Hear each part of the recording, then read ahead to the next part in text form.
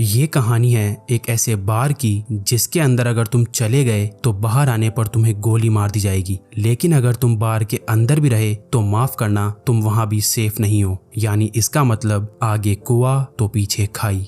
कहानी की शुरुआत में हमें एक बार को दिखाया जाता है जिसमें सर्जियो नाम का एक आदमी आता है। जिस समय सर्जियो बार के अंदर आता है ठीक उसी समय एक आदमी बार से बाहर निकलता है और जैसे ही वो आदमी बाहर जाता है उसे कोई गोली मार देता है और उसकी मौत हो जाती है। ये देखकर आसपास के सभी लोग वहां से भाग जाते हैं। किसी को नहीं पता कि गोली कहां से चली है और सड़कें पूरी तरह से सुनसान हो जाती है। बार के अंदर बहुत सारे लोग होते हैं और उन्हें नहीं पता कि अब इन्हें क्या करना चाहिए। उसी वक्त एक आदमी जिसका नाम सैतुर है वो पुलिस को कॉल करने की कोशिश करता है, लेकिन उसके फोन में नेटवर्क नहीं होता। अब बार के अंदर से एक आदमी उस मरे हुए आदमी को देखने बाहर जाता है, लेकिन अचानक उसे भी कोई गोली मार देता है, जिससे बार के अंदर खड़े सभी लोग बुरी तरह से डर जाते हैं। सभी इस बात से हैरान होते हैं कि किसी के फोन में नेटवर्क नहीं होता। बार के अंदर एक लड़की होती है जिसका नाम एलिना है। वो कहती है कि हमें टीवी पर न्यूज देखनी चाहिए। जब ये लोग टीवी पर न्यूज देखते हैं तो इस हादसे के बारे में टीवी पर कोई खबर नहीं होती और जैसे ही इन लोगों की नजर बाहर जाती है तो वहां से दोनों लाशें गायब हो जाती है और साथ ही उनका खून भी वहां से साफ कर दिया जाता है। इन सभी को कुछ समझ नहीं आता कि यहाँ पर क्या हो रहा है। तभी सैतुर कहता है कि मुझे लगता है कोई चाहता है कि हम में से कोई भी यहाँ से बाहर ना निकले।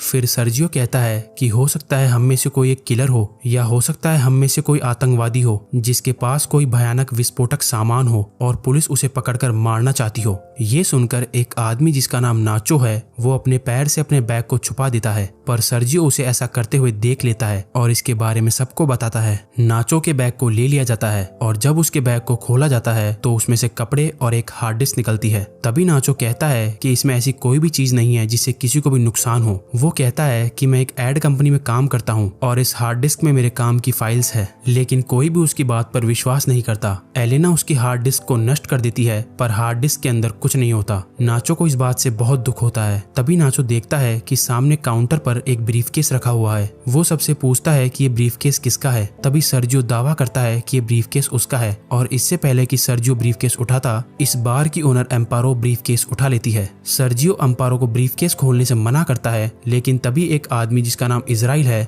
वो उस ब्रीफकेस को खोल देता है और ब्रीफकेस के अंदर औरतों के कुछ कपड़े निकलते हैं। जिससे पहले कि कोई कुछ समझ पाता उसी वक्त इन्हें बाथरूम से एक अजीब सी आवाज आती है। जब ये लोग वॉशरूम का दरवाजा खोलने की कोशिश करते हैं तो दरवाजा अंदर से लॉक्ड होता है। ये लोग किसी न किसी तरह से दरवाजे को खोलकर बाथरूम के अंदर जाते हैं और देखते हैं कि वहां पर एक मोटा सा आदमी लेटा हुआ है जो कि बेहोश है। दरअसल इस कहानी की शुरुआत में ये आदमी खांसते खांसते इस वॉशरूम के अंदर आया था और तब से ये यहीं पर बेहोश पड़ा है। इस आदमी के पास एक इंजेक्शन भी पड़ा होता है। एलिना उस इंजेक्शन को उठा लेती है और तभी इन लोगों को बाहर से गाड़ियों की आवाज आती है। जैसे ही ये लोग बार के गेट के पास जाते हैं तो ये देखते हैं कि वहाँ बहुत सारे आर्मी ऑफिसर्स आते हैं जिनके चेहरे पूरी तरह से ढके हुए होते हैं। आर्मी ऑफिसर्स वहाँ पर बहुत सारे टायर्स का ढेर करते हैं और उन टायर्स को जलाकर वहाँ से चले जाते हैं। हालांकि सभी को लग रहा था कि ये हमारी मदद करने आए हैं, लेकिन वो इनकी मदद नहीं करते। उसके ठीक बाद टीवी पर न्यूज दिखाई जाती है कि सिटी के एक बहुत बड़े हिस्से में आग लग गई है और इसीलिए उस जगह को सील कर दिया गया है और उस तरफ अब कोई भी नहीं जा सकता।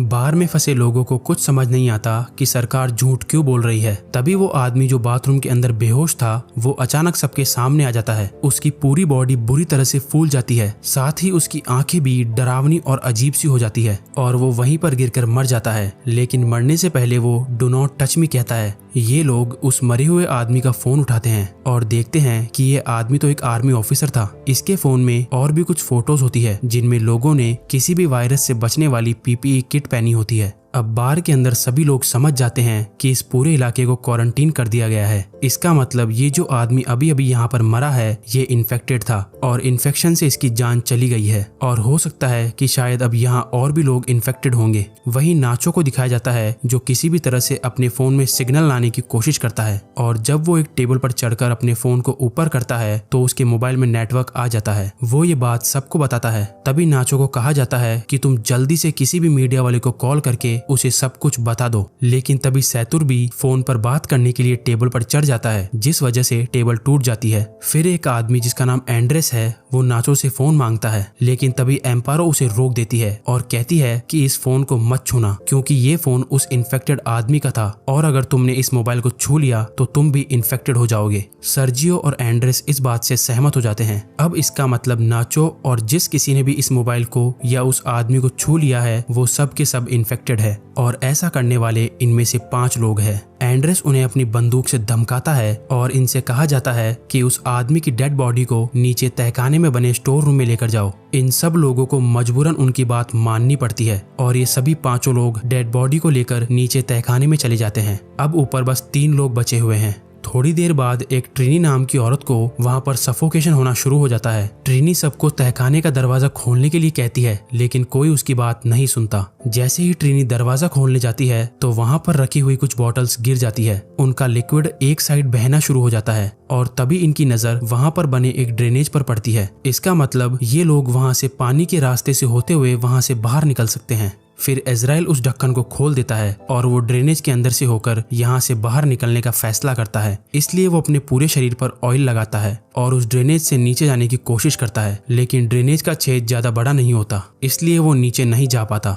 और तभी अचानक इन सभी लोगों को गोलियां चलने की आवाज आती है। आवाज सुनकर ये सभी लोग घबरा जाते हैं। फिर इन्हें ऊपर बार में धुआं दिखाई देती है, जिसे देखकर ये लोग समझ जाते हैं कि ऊपर जो 3 लोग थे उन्हें किसी ने मारकर पूरे बार को आग लगा दी है। वहीं दूसरी तरफ इजराइल अभी भी बुरी तरह से ड्रेनेज में फंसा हुआ है। अब वो लोग सबसे पहले इजराइल को ड्रेनेज से बाहर निकालते हैं। कुछ घंटों बाद आग पूरी तरह से बुझ जाती है और वो लोग ऊपर बार में आने का फैसला करते हैं। ऊपर बार में आने के बाद वो देखते हैं कि बार पूरी तरह से जलकर राख हो चुका है। नाचो को वहाँ गन मिल जाती है, जिसे वो चुपचाप उठा लेता है। तभी ये लोग देखते हैं कि कुछ लोग बाहर से इस जगह को पूरी तरह से सील कर रहे होते हैं। ये बड़ी ही खामोशी से सब कुछ देखते रहते हैं, क्योंकि अगर किसी को भी भनक लग गई कि अंदर अभी भी 5 लोग जिंदा है तो इन सब को भी मार दिया जाएगा। और तभी यहाँ मोबाइल बजना शुरू हो जाता है और ये उसी मोटे आदमी का मोबाइल होता है जिसकी अभी थोड़ी देर पहले इन्फेक्शन के कारण मौत हुई थी। एलिना उसका फोन उठा लेती है और उसकी व्हाट्सएप चैट्स पढ़ना शुरू कर देती है,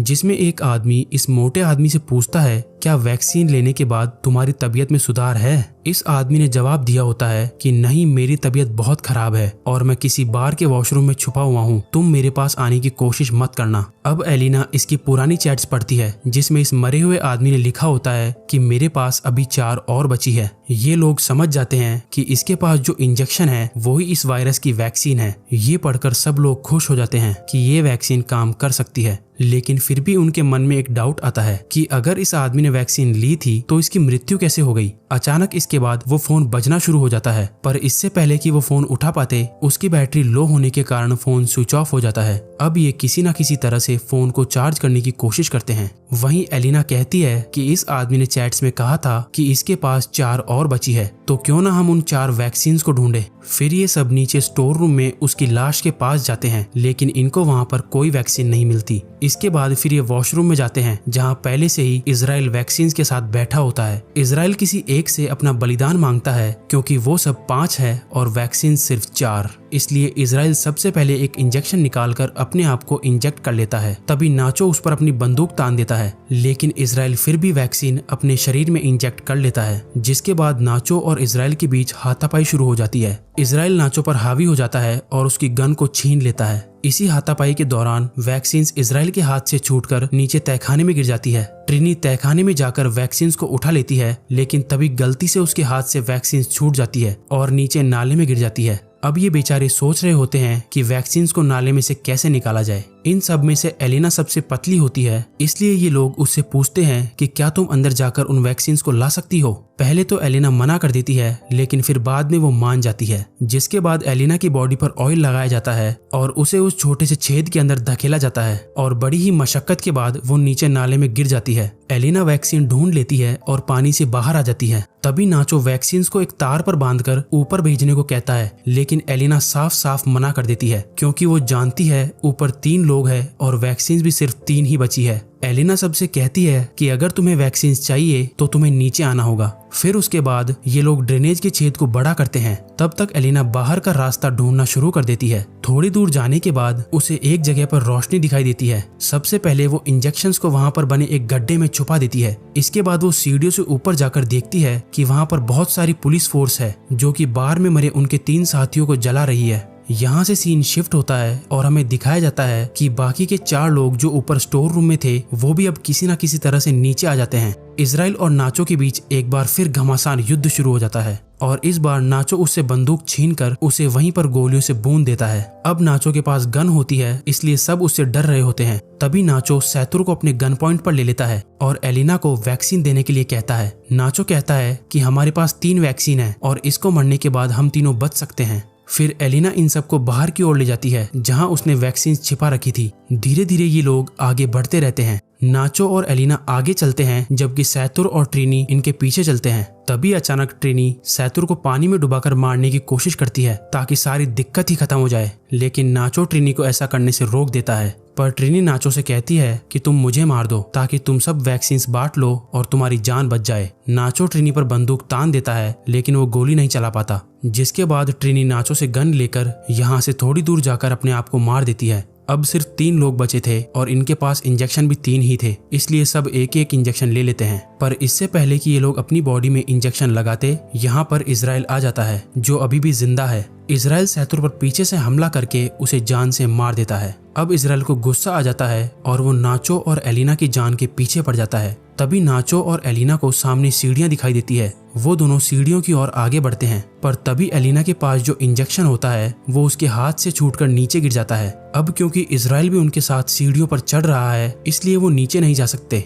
नाचो जल्दी से अपना इंजेक्शन एलिना को दे देता है। फिर इजराइल नाचो के पैर पकड़कर उसे नीचे खींच लेता है, जिससे दोनों की नीचे गिरकर मौत हो जाती है। एलिना के पास अब जो वैक्सीन बचा है वो उसे अपने शरीर में इंजेक्ट कर लेती है और ऊपर ड्रेनेज के ढक्कन को खोलकर बाहर निकल जाती है। बाहर निकलते ही उसे बहुत सारे लोग दिखाई देते हैं और सरकार ने आगे के इलाके को पूरी तरह से सील किया हुआ है। तभी एक औरत उसकी बॉडी पर अपनी जैकेट डाल देती है। एलिना को बिल्कुल भी होश नहीं होता और वो चुपचाप उस भीड़ में शामिल हो जाती है। अंत में इस कहानी में हमें ये पता चलता है कि वो मोटा आदमी जो बार के वॉशरूम में खांसता खांसता गया था वो एक आर्मी ऑफिसर था और हो सकता है शायद आर्मी किसी तरह का कोई बायोलॉजिकल वेपन बना रही हो ताकि वो अपने दुश्मन देशों पर इस वेपन से हमला कर सके। लेकिन इस दौरान इनका अपना एक ऑफिसर इन्फेक्टेड हो गया। हालांकि उनके पास इस इन्फेक्शन की वैक्सीन भी थी, लेकिन ये ऑफिसर बीमार था इसलिए वैक्सीन ने उसके ऊपर काम नहीं किया।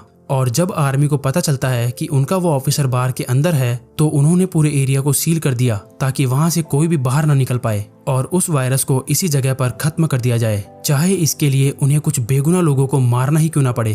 थोड़े बहुत लोगों के चक्कर में वो पूरे देश को खतरे में नहीं